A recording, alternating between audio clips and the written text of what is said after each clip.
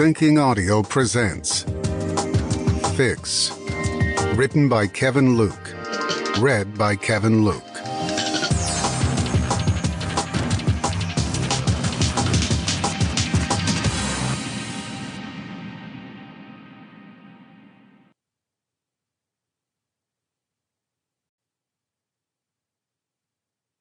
Disclaimer.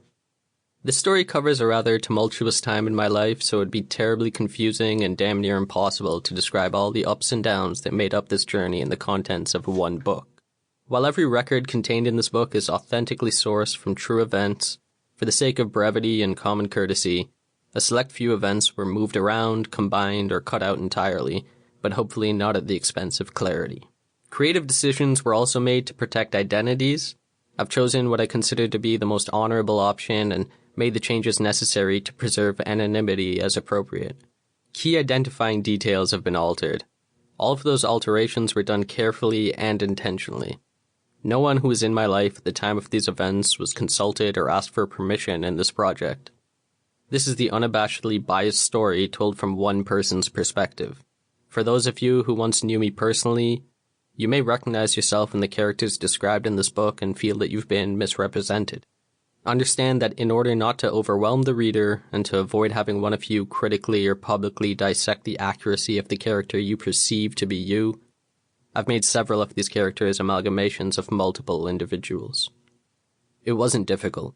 Believe it or not, even the most authentic and unique interactions can be mastered and replicated with practice.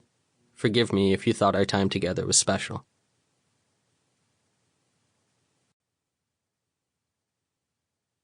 Chapter 1. Before I get into it, I should let you know. There's a lot that's been unintentionally repressed.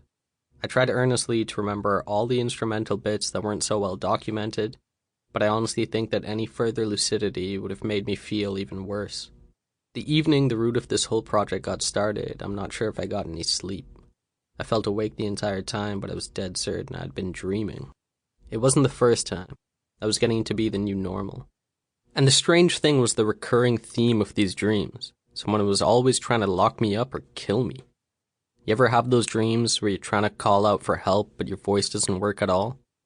Not a good time. It was bleeding into real life. I couldn't separate the anxiety about the fictions in my imagination from what was going on in the real world. When I got up, I should have eaten something. I just had no appetite. The thought of food was making me nauseous. My body was playing catch-up to my mind. Slowly drifting in. Sample complete. Ready to continue?